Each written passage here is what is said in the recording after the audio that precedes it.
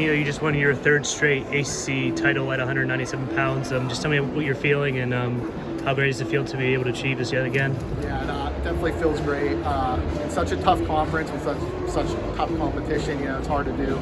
So to be able to come out unscathed with another title feels very grateful, very humbling. Just more motivation for nationals. And, yeah, just feeling good.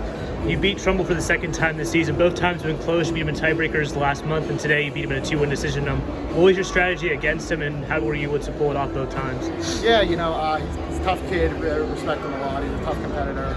Game plan was just go out there and score points. That's my game plan for everyone. Just try to score as many points as possible. Obviously tonight was not super high scoring, so it's something definitely got to improve on. Working to get to my ties and my shots more a little bit. But yeah, especially such a tough guy like him. It's great to have such close matches, and they just all get me ready for the end of the season. So really grateful for him as an opponent, and even more grateful for the experience I got to take into this week's practice and everything. They talk about the end of the season. We're less than 2 weeks away from nationals. Where are you as opposed to where you want to be for nationals? Yeah, I think I'm feeling pretty good heading into the season. Like I was saying, it's such a great conference. This doesn't get you more prepared than this. With and our scheduling throughout the year is tough, always tough competition. So I'm feeling confident in that aspect. But there's always room to improve.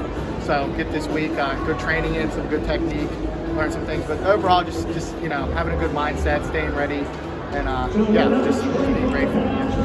So, 2 years ago, you had a good national tournament. Last year, probably didn't finish the way you envisioned. How did that experience kind of shape your mindset going into this year?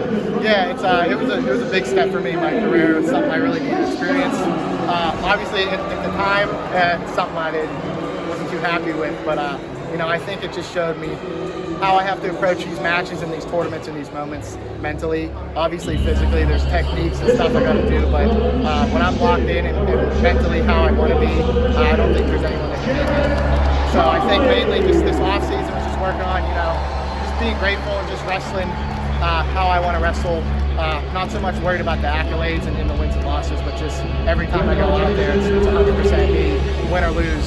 Just being grateful that I walked off the mat, gave it my all. So that's kind of been my mindset this year. I'm just going to stick with that. You beat Trumble twice this year, both in Reynolds Coliseum. How are you able to stay mentally prepared and mentally focused during that time with pretty raucous crowd tonight? Yeah, like I was saying, it's something that not letting these moments and these situations get too big. I feel like that's sometimes a common mistake guys make. Getting in these rough crowds, these hostile crowds, it's easy to get overwhelmed and kind of change what makes you you. So I think what's been big for me is not making these situations bigger than they are. Just another match. I've been doing this my whole life, so all I'm focusing on is minus the crowd, minus the accolades, just wrestling how I wrestle, having no regrets, and just trying to win every position. So that's kind of been it's tough here because it's very loud here, but that's kind of something I've been sticking with, and I think that's given me success.